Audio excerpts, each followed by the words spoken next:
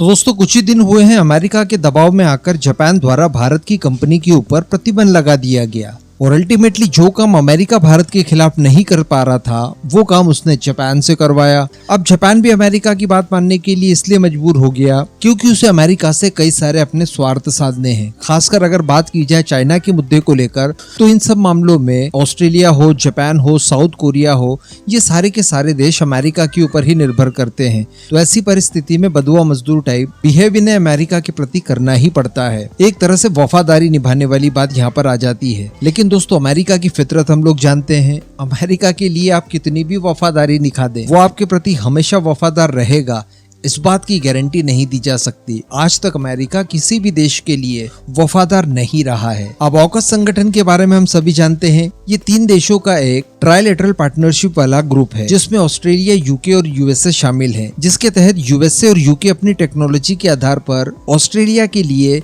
Nuclear attack submarines यानी SSN का निर्माण करने जा रहे हैं। अब इस ऑकस संगठन से चाइना काफी परेशान है क्योंकि इन सबमरीन्स का इस्तेमाल अल्टीमेटली चाइना के विरुद्ध ही होना है। लेकिन चाइना एक बात से और ज्यादा व्याकुल था कि इन फ्यूचर ऑकस में भारत, जापान और साउथ कोरिया जैसे देश भी शामिल हो सकते हैं। इवन न्यूजीलैंड को लेकर भी संभावनाएं जताई जा रही थी। हालांकि कुछ समय पहले भारत की संभावनाएं तो पूरी तरह से निरस्त हो ही गई थी क्योंकि इतनी high and technology America Bharat के साथ साझा तो नहीं कर सकता। जापान की बात की जाए तो जापान के लिए ऑलमोस्ट सारी व्यवस्थाएं कर ली गई थी और ऑकस को जे ऑकस बनाने की पूरी संभावनाएं दिखाई दे रही थी। हालांकि हथियारों के एक्सपोर्ट को लेकर अमेरिका के अंदर कई सारे कानून है जिसके तहत जापान जैसा देश उसमें फिट नहीं होता। भारत से ऊपर जापान का महत्व जरूर हो सकता है लेकिन ऑस्ट्रेलिया जितना नहीं, क्योंकि ऑस्ट्रेलिया जो है वो 5 आइव नेशन में भी शामिल है। इस वजह से उसके प्रति अमेरिका का झुकाव थोड़ा ज्यादा है। लेकिन फिर भी बताया जा रहा था कि ऑकस में पिलर 2 की भी संभावनाएं रखी जाएगी और उसके तहत जापान हो या फिर न्यूजीलैंड हो, जो अमेरिका के क्लोज अलाइज रहे हैं काफी पुराने समय से, इन्हें शामिल कर लिया जाएगा और इनकी टेक्नोलॉजी का भी इस्तेमाल किया जाएगा। इनके लिए भी नई नई टेक्नोलॉजीज को डेवलप किया जाएगा और संयुक्त रूप से हथियारों का आदान प्रदान किया जाएगा जिससे ऑकस संगठन और मजबूत हो और इंडो पैसिफिक में अमेरिका द्वारा चाइना को काउंटर करना आसान हो।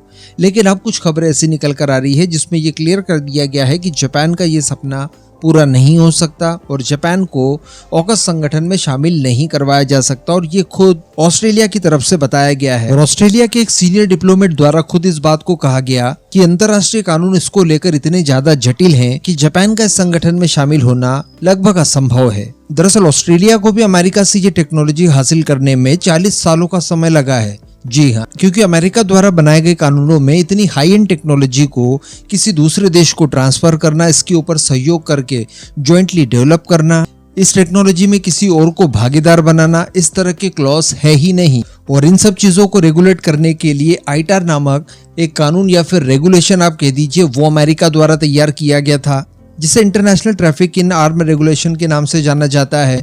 तो इन सब की वजह से जापान का ऑकस में शामिल होना लगभग असंभव दिखाई दे रहा है। ये बात ऑलमोस्ट क्लियर हो चुकी है और फिर भी अगर बैकडोर से या किसी दूसरे माध्यम से जापान को एंटर करवाया भी जाता है तो उसका उपयोग और उसकी शक्तियां काफी ज्यादा सीमित रहेगी क्योंकि अमेरिका द्वारा पास्ट में इस तरह के सभी देशों को ऑब्जर्व किया गया कि किन देशों में हम हमारी टेक्नोलॉजीज को अगर देते हैं तो वहां पर वो पूरी तरह से सुरक्षित रहेगी।